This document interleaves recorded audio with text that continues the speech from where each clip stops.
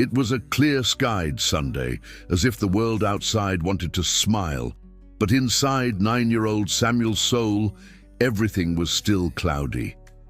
It had been exactly 2 weeks since he lost his father. A sudden, stupid, senseless accident. A distracted driver, an intersection, an impact, and that was it. The most important figure in his life was gone. His mother tried to be strong. She wore a smile that convinced no one and took him to church every Sunday, just like his father always had. It was a simple neighborhood church, full of families who knew each other by name, where children ran through the hallways and adults exchanged handshakes and quiet amens. Samuel went because his father always said it was important to hear the word of God, even if it was sometimes boring.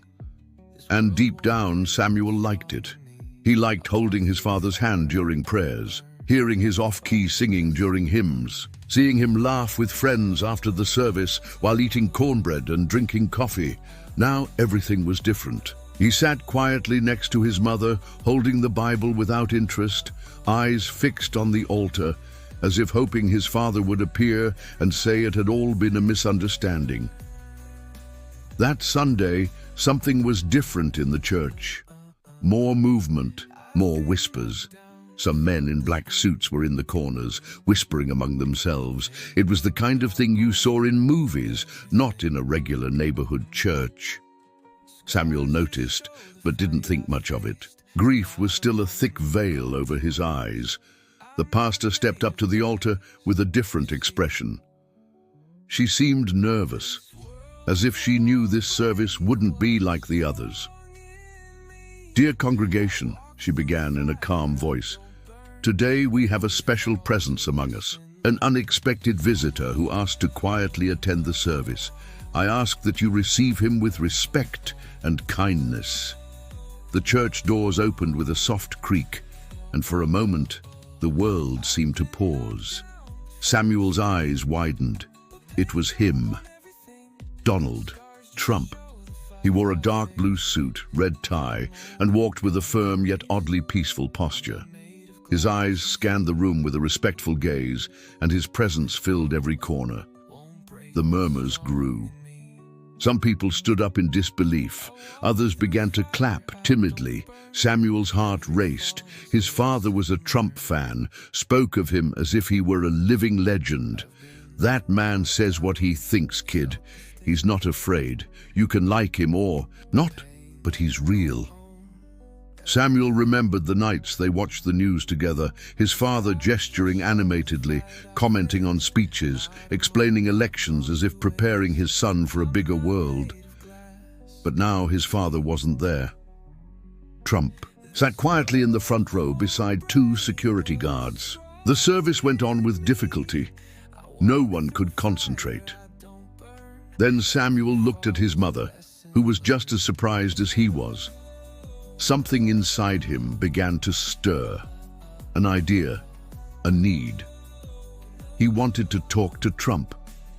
It was as if his heart shouted that his father needed to be there, that this moment belonged to them, him and his father, and if his father couldn't be, then he had to go on behalf of them both. Samuel stood up slowly. His mother grabbed his arm, startled. "Samuel, where are you going?" "I need to talk to him," he said with a firm voice, unlike anything he had said since his father died. His mother hesitated but let go of his arm. There was something in her son's eyes she hadn't seen in days, a spark of life.